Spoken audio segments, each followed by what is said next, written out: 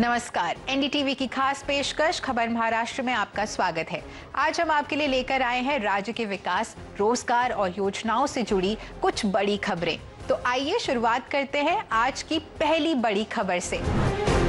महाराष्ट्र ने अमेरिका के कृषि प्रधान राज्य आयोवा के साथ एक ऐतिहासिक समझौता किया है।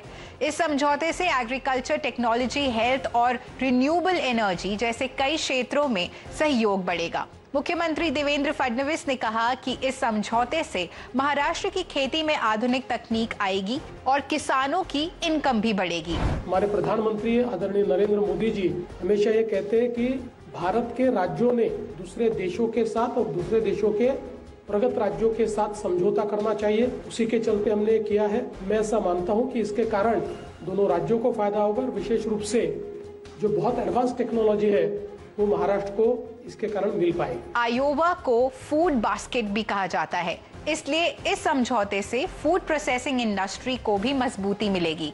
यह समझौता मुख्यमंत्री फडणवीस और आयोवा की गवर्नर किम रेनॉल्ड्स की मौजूदगी में हुआ।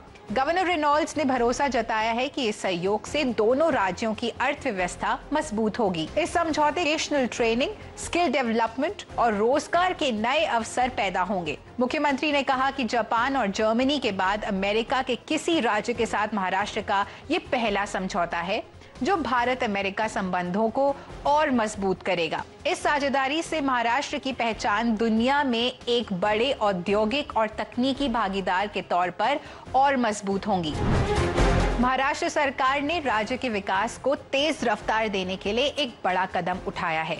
मुख्यमंत्री देवेंद्र फडणवीस की लीडरशिप में अलग अलग कंपनियों के साथ 1,08,000 करोड़ रुपए से ज्यादा के निवेश समझौते किए गए हैं। इन समझौतों से करीबन 47,000 युवाओं को रोजगार मिलेगा। अदानी एंटरप्राइजेस नागपुर में 70,000 करोड़ का मेगा प्रोजेक्ट शुरू कर रही है, जिससे सिर्फ नागपुर जिले में ही 30,000 नौकरियां पैदा होंगी। वहीं थाने में लोधा डेवलपर्स 30,000 करोड़ रुपए का green integrated data centre park बनाएगी, जिससे 6,000 नौकरियां पैदा होंगी। मुख्यमंत्री देवेंद्र फडणवीस ने साफ कहा है कि निवेशकों को महाराष्ट्र में बेहतर माहौल मिले, इसके लिए सरकार पूरी तरह प्रतिबद्ध है। यह निवेश राज्य के उद्योग, IT और लॉजिस्टिक्स सेक्टर को नई दिशा देगा और महाराष्ट्र को आर्थिक महाशक्ति बनाने की राह में एक अहम पड़ाव साबित होगा। उप मुख्यमंत्री अजीत पवार ने अन्ना साहेब पाटिल आर्थिक मागास विकास महामंडल के कामकाज की समीक्षा की। युवाओं को स्वरोजगार के लिए प्रोत्साहित करने के मकसद से उन्होंने व्यक्तिगत ऋण ब्याज वापसी योजनाओं में सुधार के निर्देश दिए।